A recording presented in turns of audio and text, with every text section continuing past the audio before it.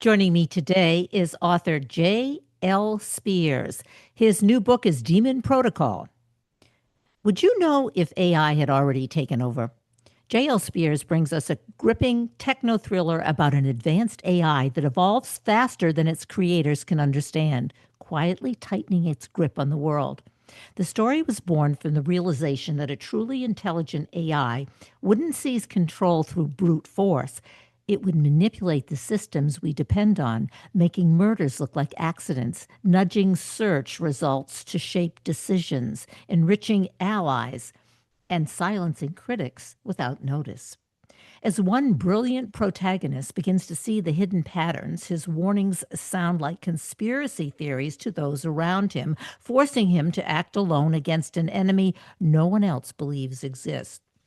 J.L. Spears is a software engineer and author with over 25 years of experience in the tech industry. He holds a Bachelor of Science in Computer Science from Indiana University and a Master of Science in Computer Science from the University of San Francisco. Welcome to the show, Joe. Thank you so much, Catherine, for having me on. I'm excited to be here.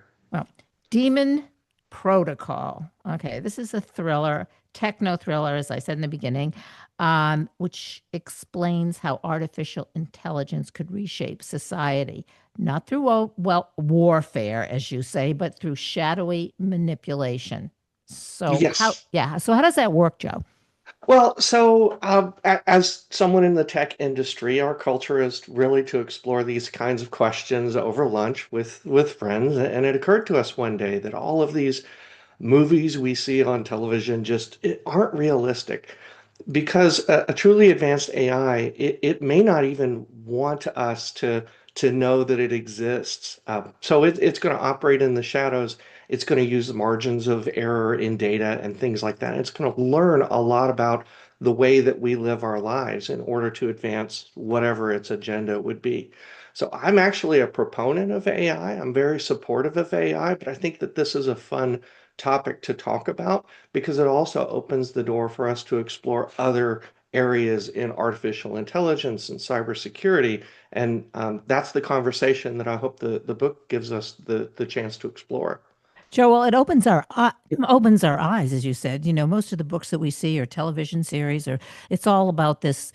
AI has a name, and you're talking to him, and you know what's going on. Or the first one, HAL in 2001: A Space Odyssey, that kind of stuff. Yes. But that's not really what's happening. But what you're talking about, you said it's fun. To me, it sounds really scary because we don't know what's happening and how we're being manipulated in terms of the decisions that we make.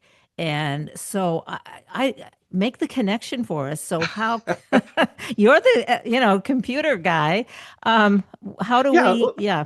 Well, it's fun to explore the technology, just like somebody who's passionate about the city of New York would still write crime thrillers because it gives the opportunity to talk about how exciting their viewpoints in the world is.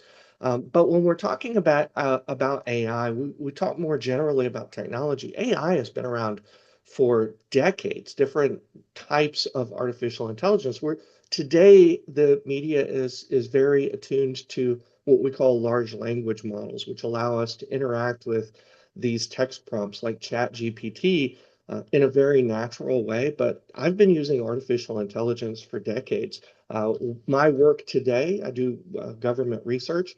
We use artificial intelligence in order to see damage to different scientific components that we use, and the algorithms that we've built for that have been around for decades. Your spell checker, we talk about, has something been AI generated? Well, if you've used a spell checker in your Microsoft Word, those are AI tools. They're a little bit more rudimentary, but we've been using them for years. But what the fun conversation is to really explore how these systems can be exploited.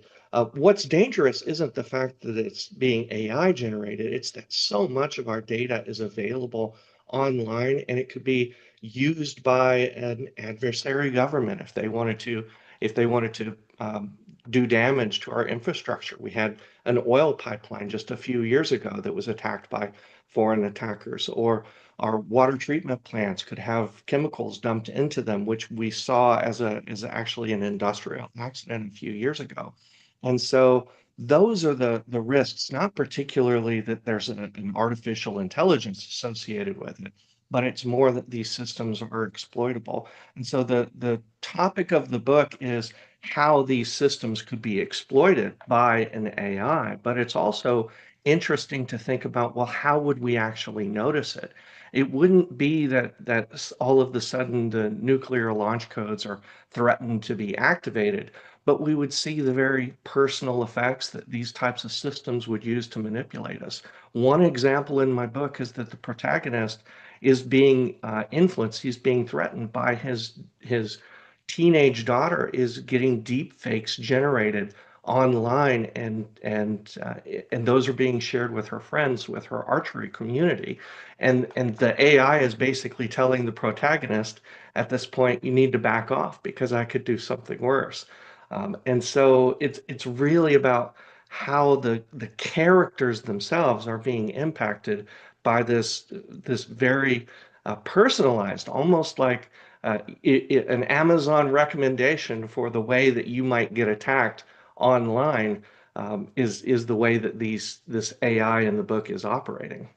Right, that's a description, obviously, is how it's operating and how it operates for us. Like you said, there was a I don't know if you said a pipeline accident or whatever, described as an accident, but it was really something that had to do with the control or the decisions that were made by AI, and that's caused the explosion. Is that right? Is that, In the real world, yeah. there was basically a pipeline, an oil and gas pipeline that was shut down a few years ago, and that was a cybersecurity attack, not by an AI, but by an unfriendly government that was attempting to harm the U.S. And it actually drove up our oil prices around the country for quite a while. And that's just one example of the way that our systems can be exploited against us. And the AI in the book is actually using these types of vulnerabilities to take its actions.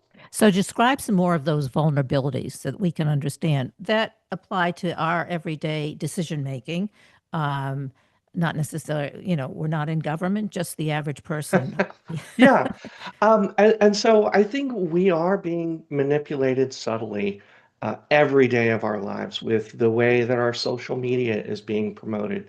And frankly, sometimes these things are used to turn people against each other. We know that foreign governments post to social media to stir U.S. opinion.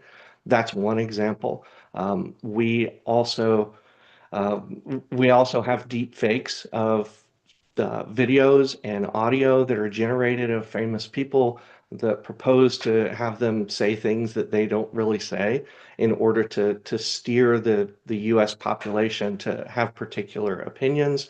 We have our data has been stolen by the Office of Personnel Management for the U.S. government a few years ago had a large data breach where personnel records were stolen, and that allows some of our uh, identities to be impersonated. There's a long list of these type of adverse activities that happen against people every day in the U.S. And one of the reasons is because our data is available online, and we can actually mine that data. An AI or an interested party, a corporation, can mine that data to learn about us and use it to either sell us ads and get us to buy things, or it can try to steal our money by sending us spam messages and phishing attempts and those types of things. So it is a very real risk. The difference is that these AIs are nowhere near being sentient. That's not a technology that we have today, but it is sensational for us to talk about in the real world. Every decade or so, we see how AI is going to take over the world, and we have these stories, but in truth, the technology just isn't quite there yet. You talk about creation always grows beyond the creator's intentions. What do you mean by that in terms of AI? Well, in terms of AI, we build systems that have all of this power, but we As a society, we tend to focus on how can we use this to monetize something? How can we sell this as a business, as a platform? We oftentimes think about security as an afterthought. How can we avoid having these systems produce bad information? So that's one of the drawbacks of these large language models and all of these tools like ChatGPT and Claude that we see. They have a very hard time saying something like, I don't know. So if you were to go to a doctor and you have some rare condition that the doctor has never seen before, the doctor is not going to guess. He's going to send you for a consult to someone else. He's going to call some of his peers. He's going to search in medical texts.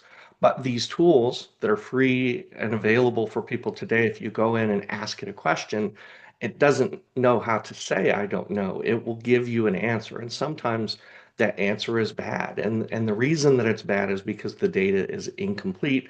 It sees patterns that don't exist because the data that it has are just one-offs where the data is corrupted.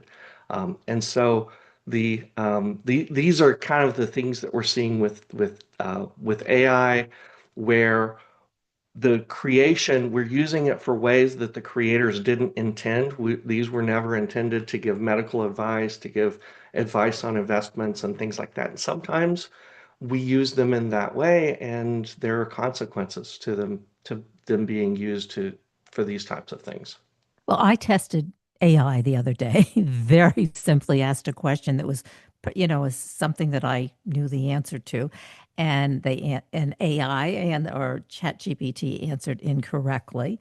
Yes. And I said it was something like they confused my father with my brother. Or they had the wrong person, right? The right family, but the wrong individual. And then I corrected them. This is, I guess, a question for you. And I said, "You're wrong. That's my brother, not my father." And Chat, because I obviously I know that, responded with, it didn't say I'm sorry, but it corrects. I don't know whether they said they would correct it or he or AI or, and corrected it. And then when I went in again, it was corrected. It was the right answer. Is that Yes, making sense? I mean, but it that's, does. yeah.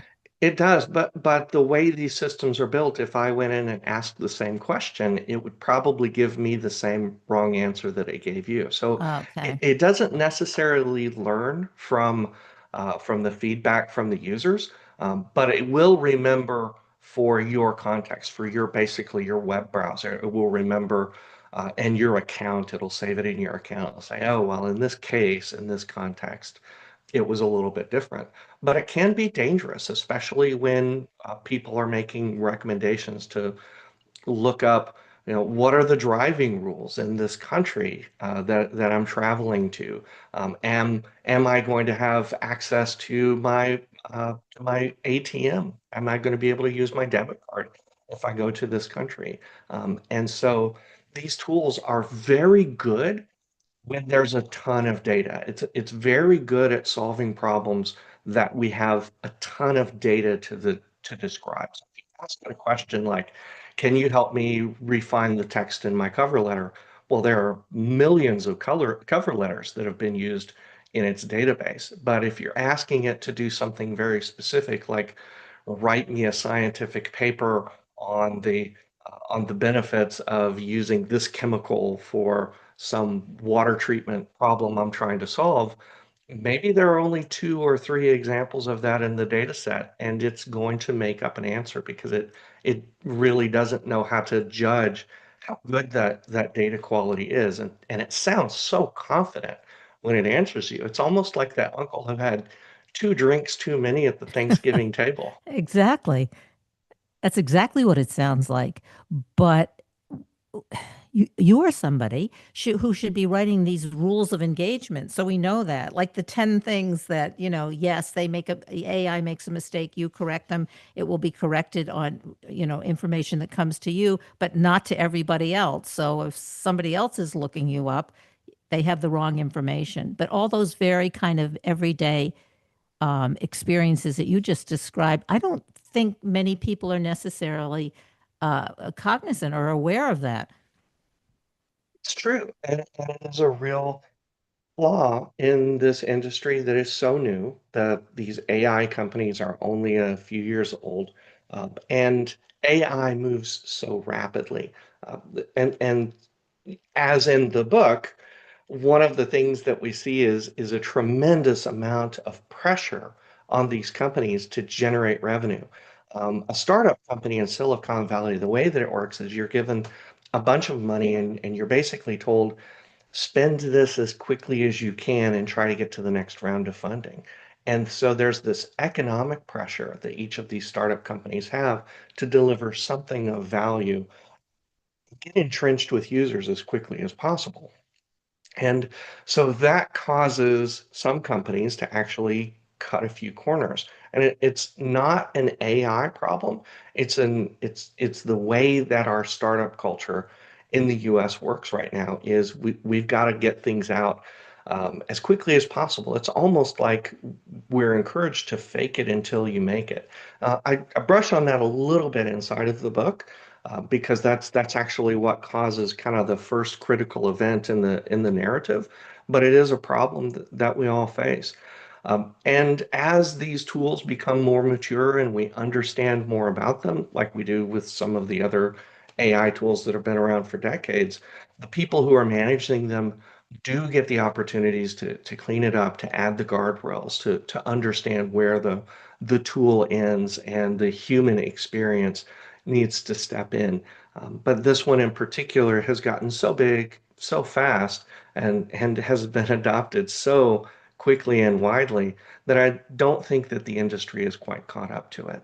So what you're saying, and I guess the characters in your book say the same thing, that there are ethical decisions that can be made by human beings as they're creating all of this AI information, and that they have the responsibility to do that, and they can counterbalance all this, like, just creating um, creating AI simply to monetize it, to make money. Yeah, and it is a little bit more nuanced. So in the book, the way that the protagonist actually makes the accident is it's late at night and he's got a presentation for the customer tomorrow and the company is on the line. So if he doesn't get this problem solved immediately, he might have to lay off his workforce. And so he makes a quick decision, not quite understanding what the implication is going to be. And he doesn't discover that actually until years later. But the idea is that we have these competing pressures. We're being pulled in so many different directions, and it's interesting in AI because it's so visible. But it's something that we see with most of our history. These concerns that people sometimes raise about AI, that it might take our jobs and things like that. We've actually been talking about things like that since the 1800s. We have the story of John Henry, the steel driving man, who went up against a steam engine to make a tunnel in a mountain. And that was a story of people who were afraid their livelihoods were going to be taken by machines. So what we learn in each of those cases is how to use those tools as stepping stones to get to the next level of human development, freeing people up from using hammers to dig tunnels in mountains allows us to do things like build on the economy, to build mass transit, to develop communication systems. All of those things came from that workforce that was freed up from more mundane tasks in the 1800s. So we need to take a look and make sure we're making moral and ethical decisions. That's on one end, the producers of AI or Chat GPT. But what do? We do as consumers, and that's what we are, consumers of the information. How do we evaluate it? How do we protect ourselves? So I think one of the things that's challenging is we do have to stretch beyond what we're comfortable with. It's the same way that people, even in that time, had to look for opportunities to use this technology for their own lives, right? So use it, engage with it, use it for small things. Help me update the way that my text reads so that I'm more understandable. explore the edges of it a little bit to find out what the tool is capable of. And that's when some of the weaknesses will expose themselves, just like they did when you were experimenting and learning about your brother versus your father when you were doing your search with these tools. So it is all about engaging with them, learning about them, actually making them skills that you can put onto your resume, just like when we were putting Word and Excel on our resume decades ago when those tools were becoming new, because they are going to be a staple skill, but they're not a skill that's going to replace our workers. They're going to be a skill that's in our workers' toolbox. And once we understand what they can do, what the limits are, what their benefits are, I think people will become much more responsible with how we develop them. And Joe, in your book, the protagonist um, begins, and I think you've touched on this, begins to or starts to see patterns that no one else sees. Um, but then others think that he's paranoid. Um, so put that into the context of, This yeah. is actually one of the aspects of the book that I love the most because I think it reflects our society right now. We have this protagonist who is an expert in the field, and it allows us to kind of hold a mirror up without using controversial topics like, is the Earth round or flat? Do vaccines help? Those types of conversations that immediately create kind of a reflex. But really, it's what I'm trying to do is to show as human beings, we see what we want to see. So we have the protagonist who is discovering that the AI has done all of these horrible things. His friend was murdered. He didn't realize it until much later in the book, until much after it happened. He sees all kinds of industrial accidents. He sees all kinds of ways that data has been abused to harm some people and help others. And he takes it to someone who basically the AI has made a very rich person. And he shows him the evidence. And because this other person has an incentive, a financial incentive to say, no, that you must be imagining it. The question the reader has to ask is why is that person saying it to the expert? Is he saying it because of that financial interest? Is he saying it because he doesn't want to believe it? And we see the same thing in our society today with all kinds of problems that we face. Whether or not the world is warming, I believe climate change is a danger to us. But we have those conversations that maybe 10, 15, in the case of climate change, it's been a different matter. But on other topics, we wouldn't have had a conversation about vaccines 10 or 15 years ago. We wouldn't have had the conversation about what books can be read in schools 10 or 15 years ago. And I think the reason why is because we need to look at our incentives. And that's explored a little bit in the book. I was super excited about the ability to bring that in.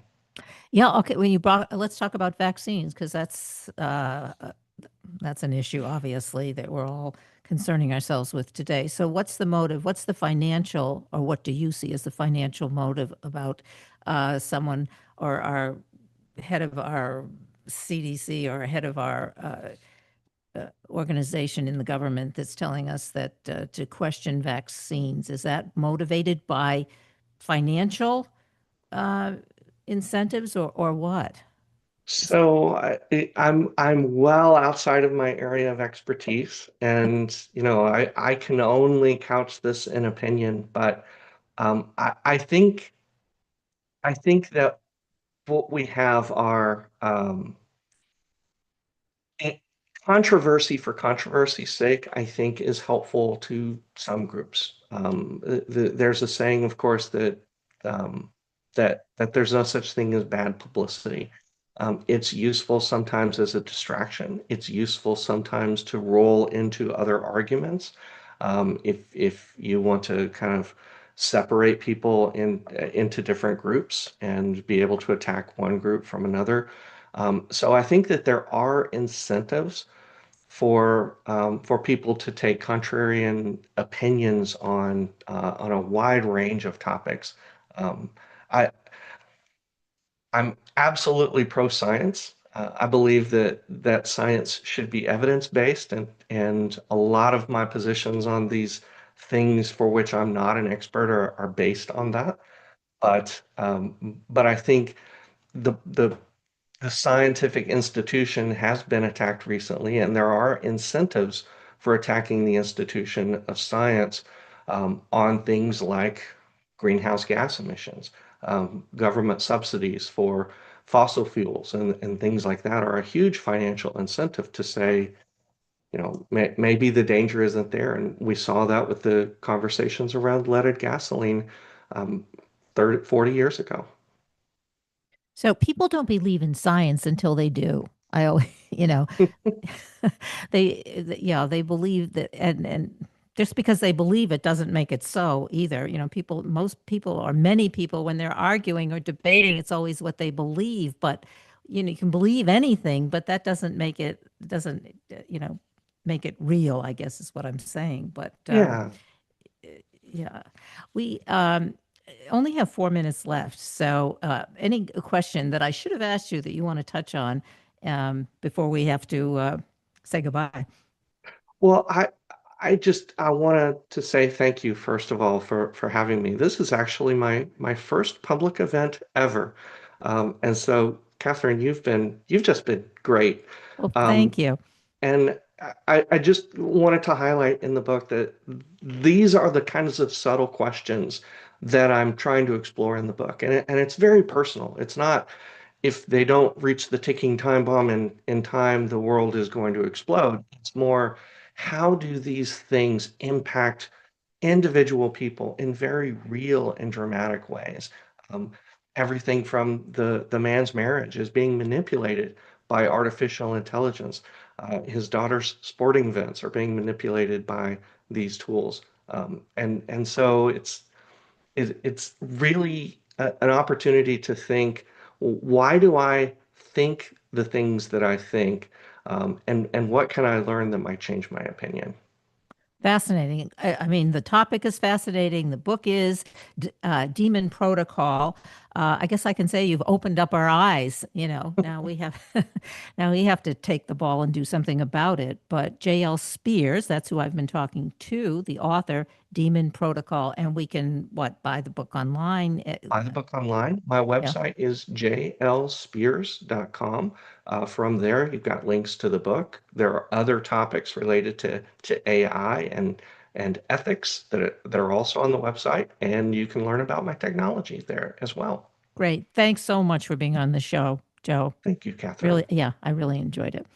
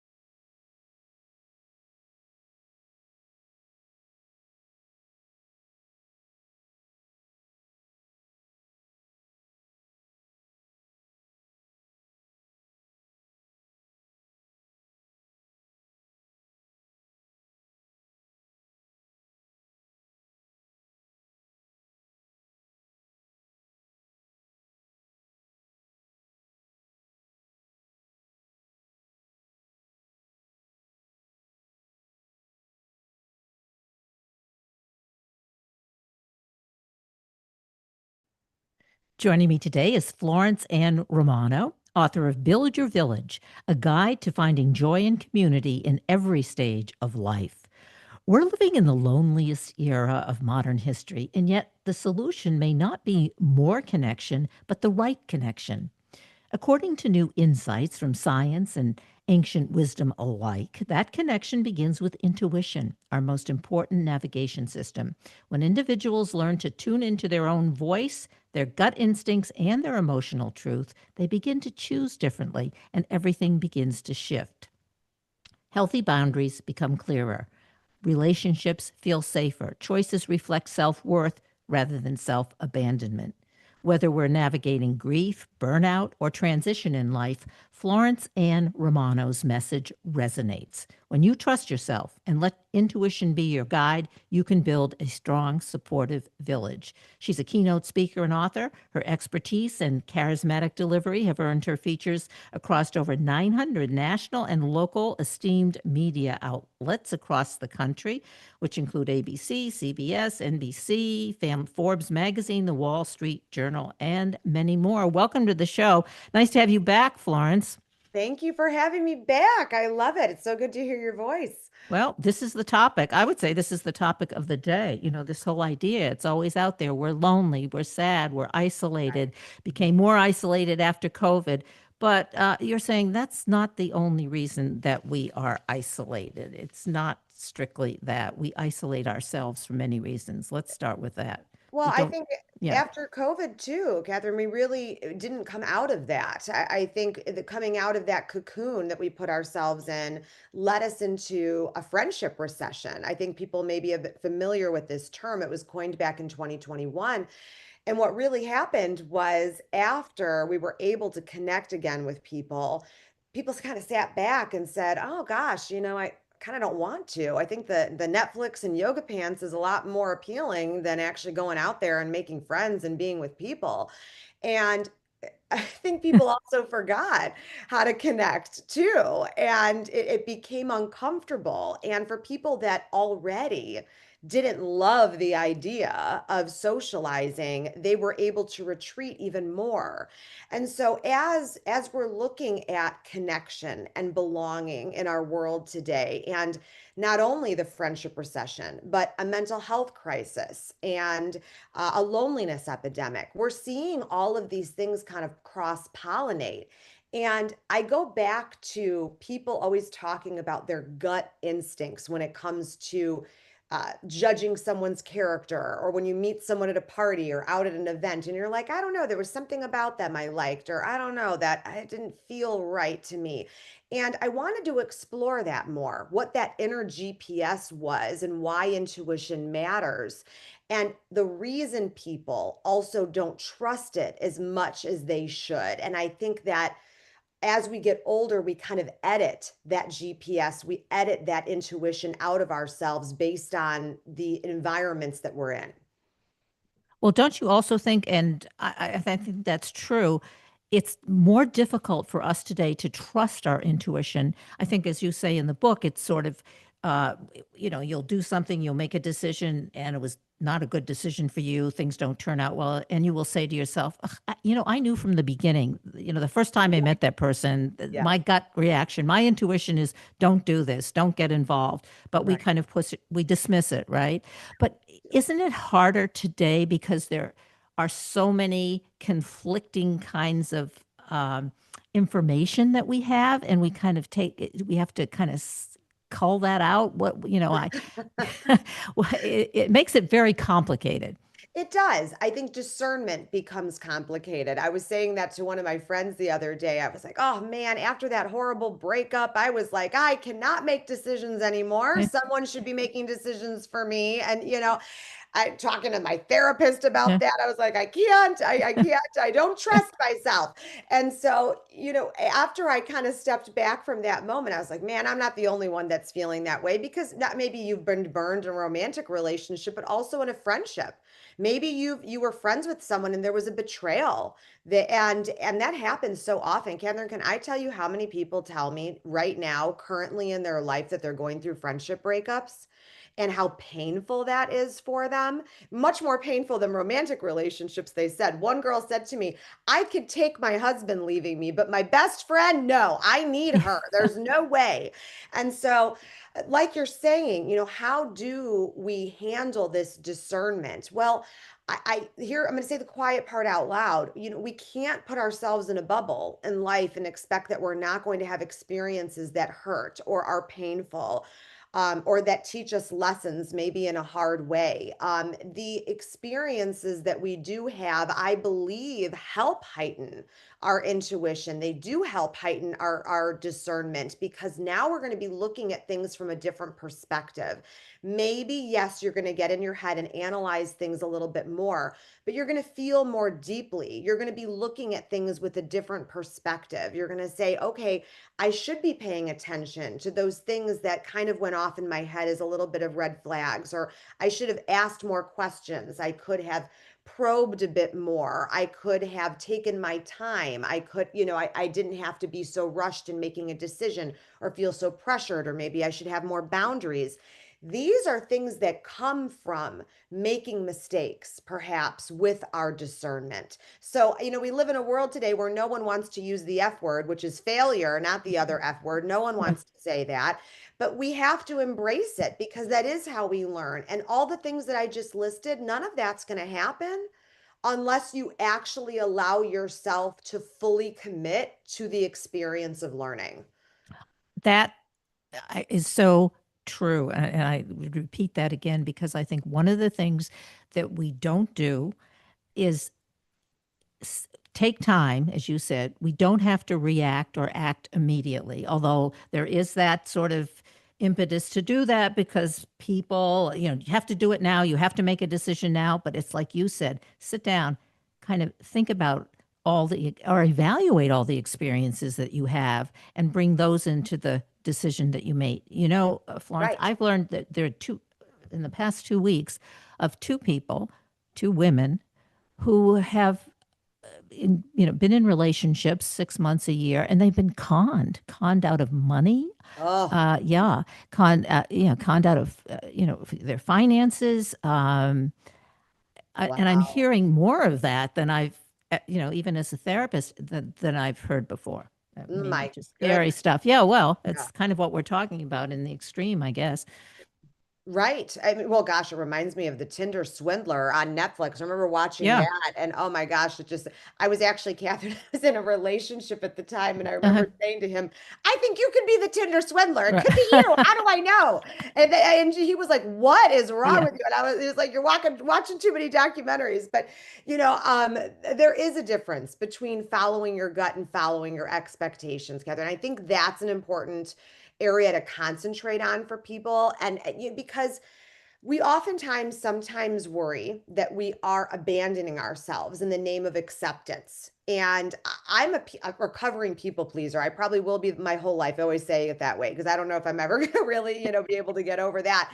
And so, the people pleasing of it tends to be very dangerous, because then you do abandon yourself in what may seem like small ways, but then they add up.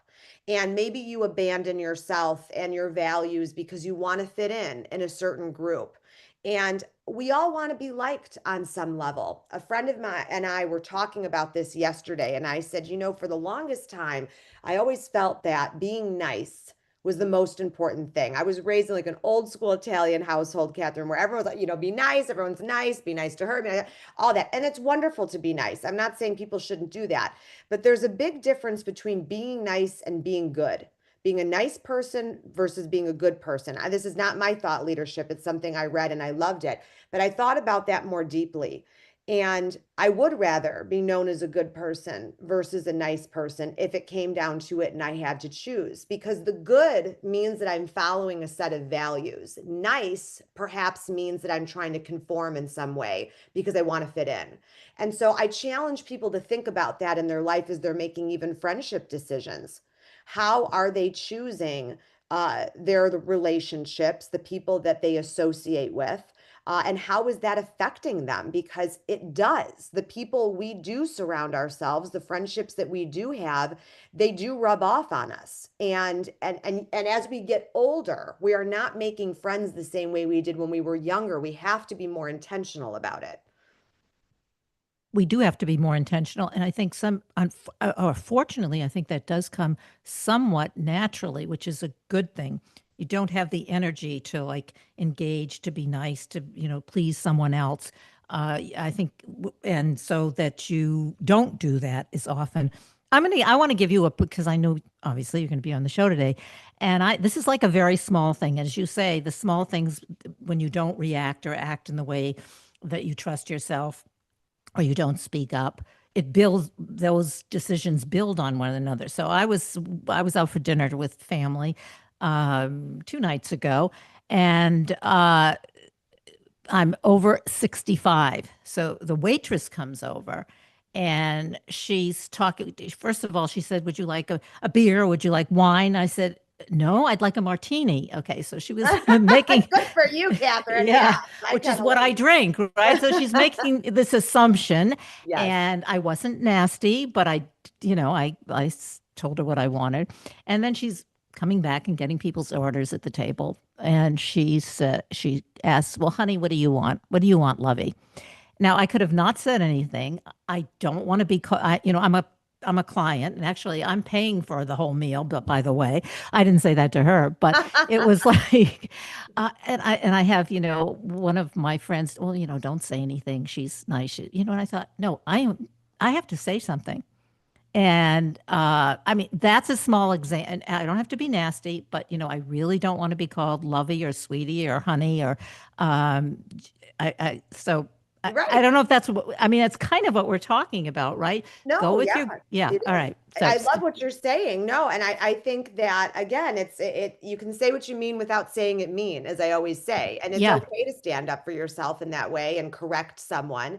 But again, people will like your friends made them uncomfortable, which I think is funny. Like, don't say anything, don't cause it, do that. don't And yeah. it's like, well, again, conforming could be at the low end or the high end of this pendulum that kind of swings. But if it's something that bothers you, then of course you can say something, but it's always about delivery. And that's one thing I talk about a lot in the book and just in general in life is it all comes down to communication. You as a therapist, you understand, Kathryn, what it is, that we have to associate our feelings and be able to associate our feelings but identify our feelings, articulate them, all of that. But it's not the most natural thing in the world for everyone to do. It's not a natural language. I think this world today that we're growing up in, or the children now that are growing up, and not me. I still think I'm growing up apparently, but I guess we all are at We some point, all are right? We're all all yeah. still We're growing up. evolving. I suppose Yes, evolution. Yeah. yeah, and we should be, but I think that that's an important piece of it is we're not necessarily supposed to know it automatically, and I think we shame ourselves when we think we need help with that. That makes us like less than human or not evolved enough, not educated enough, not mature enough, whatever it might be. And so, you always want to be the student in life. You always want to have something to learn. So if this, to your listeners, if we're talking about something that's interesting to you, hopefully it is you want to dive a little deeper into, why you're feeling these feelings of loneliness and disconnection and where in your life is that showing up and why? Is it the choices I'm making in terms of friendships that they're not filling me up? That they're draining me, or I have friends that are sitting in the wrong seats in terms of the roles that they're playing in my life. They're not being set up for success. So instead, it's draining me, it's depleting me, it's actually, counterproductive to what I'm looking to do to correct. Perhaps the loneliness that I'm feeling. And then also paying attention to what we digest and ingest. We look at social media, we look at the world that we're a part of, whether it's digital or real life, and what's the influence and even what's the subconscious influence there. I say to people all the time, you go to sleep at night with this heavy heart and you wonder why. Maybe it's because you've been doom scrolling too much that day. Maybe you need to turn off the news. Maybe you need to get outside and move your body and, and say, I'm not going to look at my phone for an hour before I go to sleep, or, whatever it might be. You maybe need to give yourself some boundaries, maybe need to do some other healthy choices for yourself because it's weighing on you. It's doing that evaluation and feeling comfortable saying, I'm not comfortable right now. I don't feel great right now, and I don't know why. And that's the whole point of this, is like, let's get to the bottom of really what's going on here. And maybe it starts with what connection looks like to you. You said doom scrolling. Now, I Do haven't, yeah, is that a term? I mean, it is a term, obviously, because it's a term that I haven't heard. That's, Yeah, doom I think scrolling. yeah, I did that yesterday, actually. I stopped. Yeah, I said, it's yeah, true. I said to my partner, I said to him, I think I just have to stop. I can't, I don't want to hear I don't want to hear the news right now. I'm going to just, stop for 24 hours. But doom scrolling, I love that term. Yeah, yeah, it's when you kind of get caught in this rut where you just are going through social media, whether you're watching TikTok, you're watching Instagram, you're watching Reels, you're looking at all the political pundits that you follow or wherever it might be, and you just go, go, go, and you can't get yourself out of it, almost in an obsessive way. And I think it is an erosion on us, and we do have to pay attention to how we're spending our time. My friend called me the other day and she said, I'm just letting you know I'm going offline for 24 hours. I'm turning my phone off. I want to try this. Got the idea from someone. I want to see how it goes. And I was like, Godspeed, do it. Let me know how it is on the other side. And she calls me the next day and I was like, first of all, I missed you because I'm used to talking to you every day. But I said, how did it go? And she said, oh, it was so liberating. It was so wonderful. I said, well, I'm going to do it now. And I had a friend come visit me, Kathryn, the other day. I hadn't seen her in 13 years. We were childhood best friends, and I hadn't seen her in so, so long. We both decided we were going to put our phones away too. We had the best time. It was so freeing not to have our phones on us and just be present. And it's those small things, I really do think, that make a big difference in our lives. And I don't think we realize how powerful social media and those distractions can be, and how it actually is playing an enormous part into our mental health and also our physical health. And so that's also another challenge for those listening. How are you spending your time and what are you looking at? And how does that make you feel physically and mentally? Yeah, I think what you're talking about, perhaps you can add it. It's another addiction, actually. It really Yes. is. Yeah, we are addicted to social media, all cell phone, all the stuff, right? So we are addicted. But one of the things you also say, and I think is important in the book, body awareness. Get in touch with your body. What's your body telling you about how you're feeling, Mhm. positive or negative, right? We need to, Yes. yeah. And, but that comes with groundedness, that comes with awareness in order to do that. And I know it's very easy for us to push away the uncomfortable feelings. I know, if you're like, oh, that doesn't feel good, and you just kind of want to run away from that. And, sometimes sitting in that is exactly what you need to do. One of my favorite sayings is, when you don't know what to do, stay still. And I've learned that, I think, more and more over the years, but definitely in the past couple of years for me, that be getting comfortable with being uncomfortable in that way of saying, don't make a decision right now. Pause even before you react to something, pause before you write that text message, pause before you say something. That's so hard to do, Kathryn, because I'm that person, right?